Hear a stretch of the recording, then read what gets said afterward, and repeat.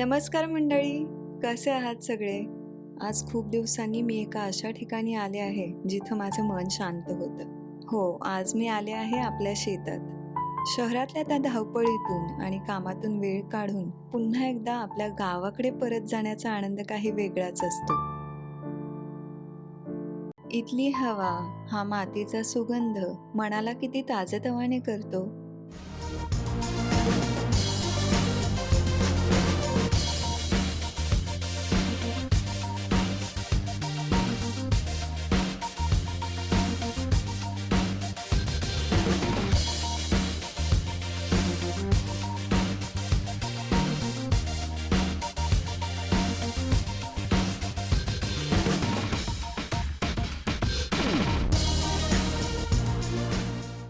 बघा ही झाडं किती आनंदाने डुलतायत. खूप दिवसांनी इथल्या झाडांशी गप्पा मारायला मिळाल्या. कधी कधी आपल्याला अशाच एका ब्रेकची गरज असते, जिथे फक्त आणि फक्त आपण आणि निसर्ग असतो.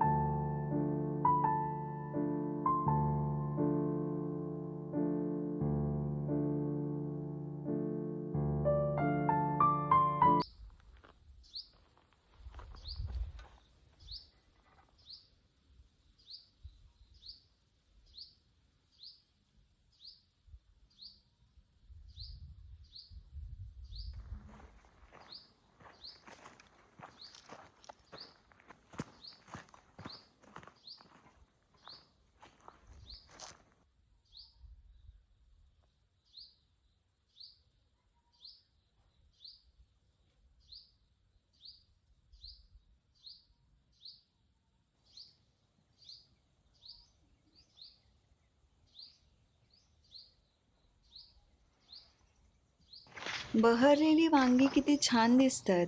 आज घरी जाऊन यांचं झणझणीत भरीत होणार हे नक्की.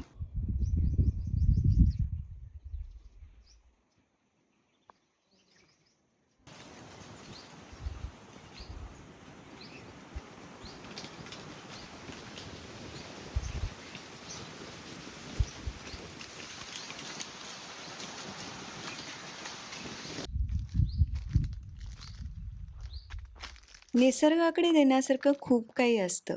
फक्त थोडा वेळ शांतपणे बसून ते अनुभवायला हवं. या मातीतून आपल्याला ऊर्जा मिळते, जी पुन्हा जोमाने काम करायला मदत करते.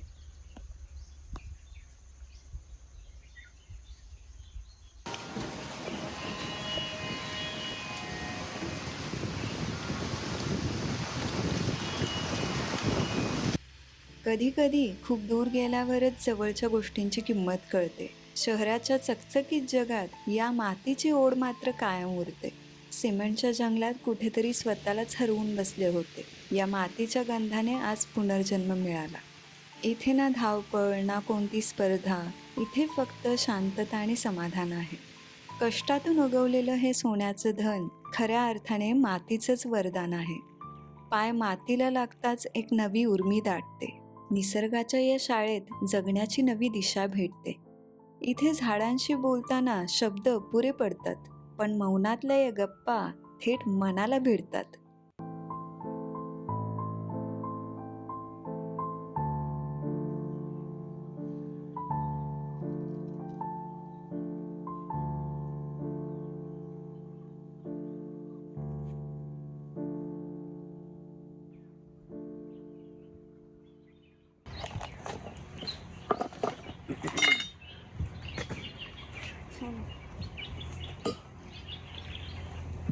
झाला पोहे संपवले.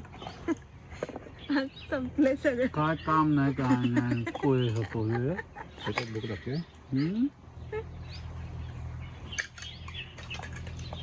तिला नाही पाहिजे ते झोपली असते. होय, मी पप्पाशी परवा पण विचारत होतो. काही अंतरून आणलं चालतंय ना आता. लई करतेस. परवा खायला बसलेलो इथनं असं मुंग्या भरलेल्या सगळ्या काय नाही जेवायचं पटकन सोडून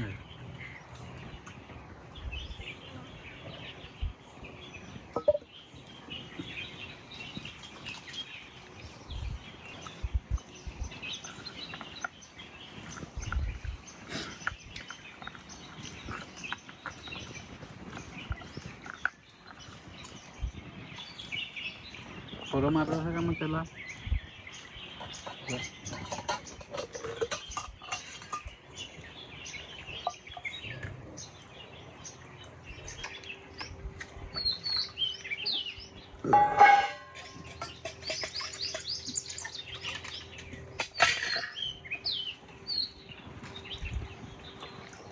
भाजी घ्या जराशी. पंप आणायला जायलाच पाहिजे.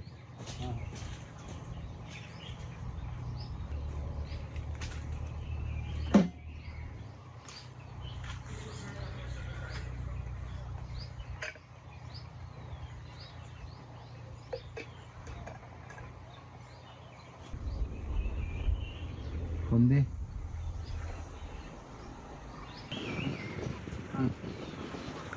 मोबाईल ठेवा आणि झोपा आता जरा.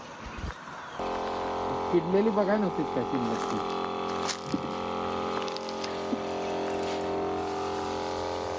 श्वास घेऊ नको. 8 दिवसाशिवाय काढून चालत नाही.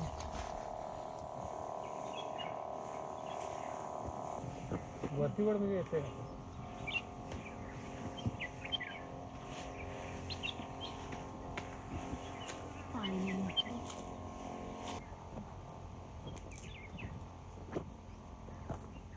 येते काय.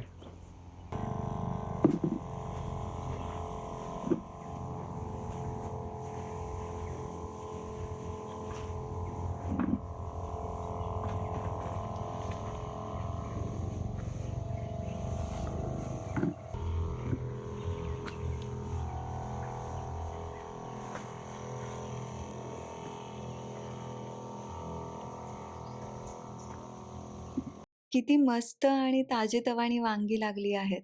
बाजारात आपण रोजच घेतो, पण स्वतःच्या हाताने झाडावरून तोडून ती घरी नेण्याची मजा काही औरच असते.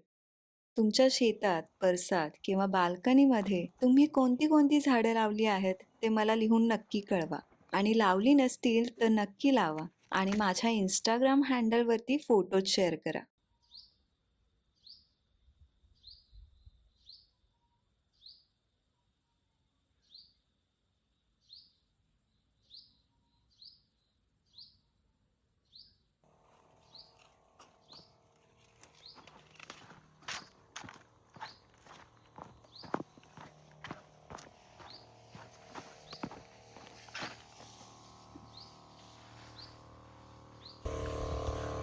किडं पळत्यात बघ.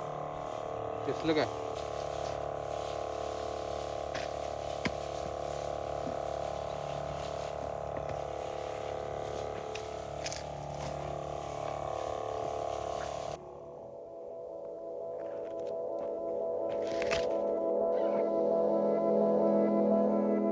या वांग्यांचा रंग किती मस्त आहे ना.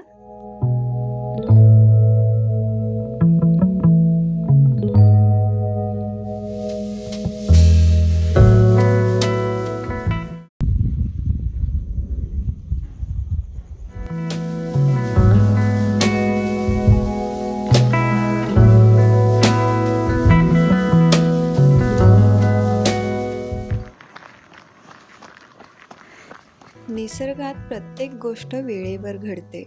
झाडांची वाढ असो किंवा फुलांचं उमलणं, सर्व काही एका सुंदर लयीत असतं.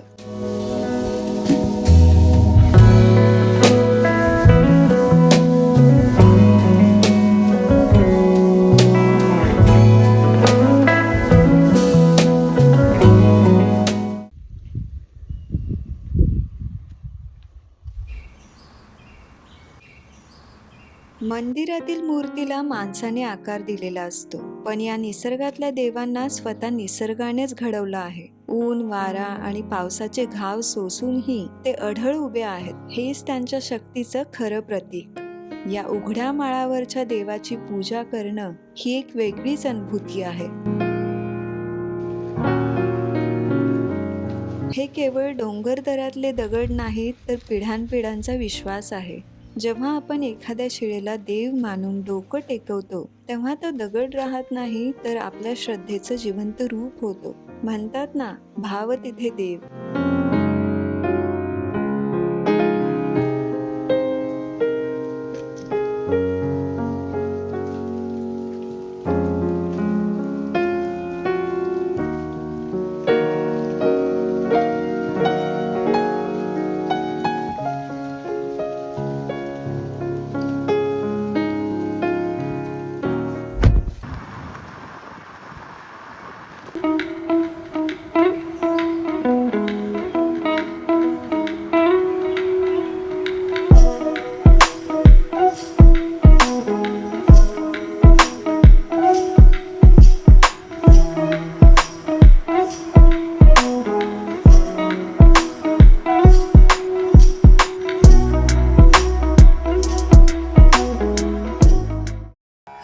रूप पाहता लोचनी, रूप पाहता लोचनी, सुख झाले वो साजनी, सुख झाले वो साजनी, सुख झाले वो साजनी, तो हा विठ्ठल बरवा, तो हा विठ्ठल बरवा, तो हा माधव बरवा, तो हा माधव बरवा. नभी दाटले रंग केशरी, किमया ही त्या ईश्वराची, सांज वेळ ही सांगून जाते ओढ त्या एका घराची. सूर्य मावळतो शांतपणे, देऊन पुढच्या दिवसाची ग्वाही. देवाच्या या अफाट सृष्टीत सौंदर्याला तोडच नाही.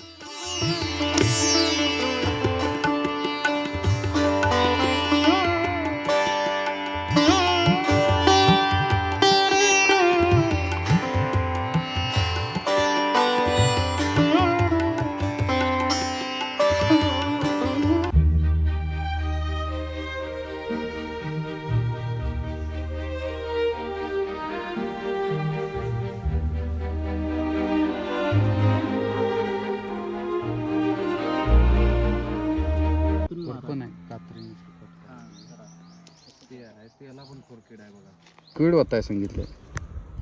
नाही त्याचा काय परिणाम येते लिक्विडचा. 100 रुपयामध्ये आपलं पाणी जायला लागलंय खाली तिथे. मला जरा दाखवा तिथं हे.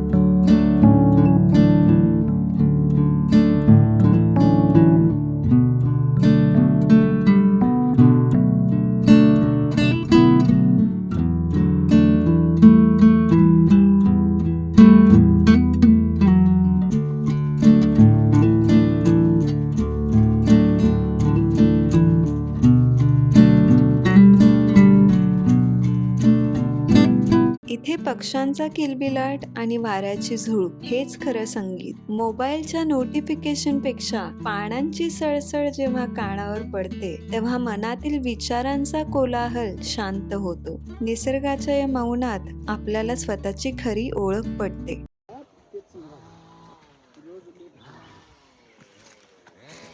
I am coming there. वा वा, फुलं लागलेत.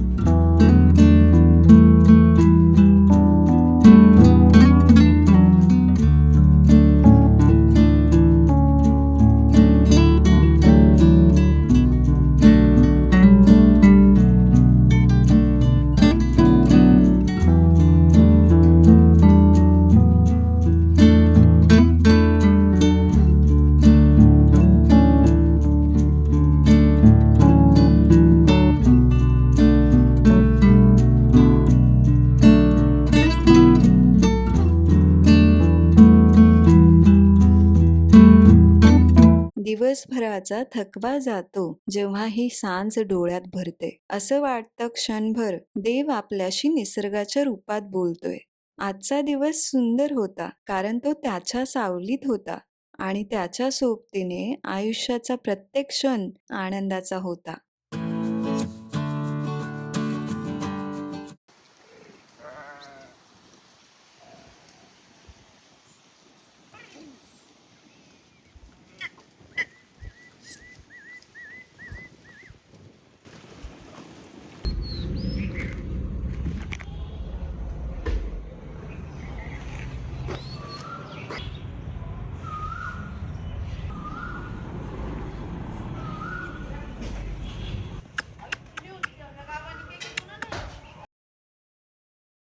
जर तुम्हाला हा व्लॉग आवडला असेल तर लाईक, शेअर आणि चॅनलला सबस्क्राईब नक्की करा. भेटूया पुढच्या व्लॉगमध्ये. तोपर्यंत हसत राहा आणि निसर्गाचा आनंद घेत राहा.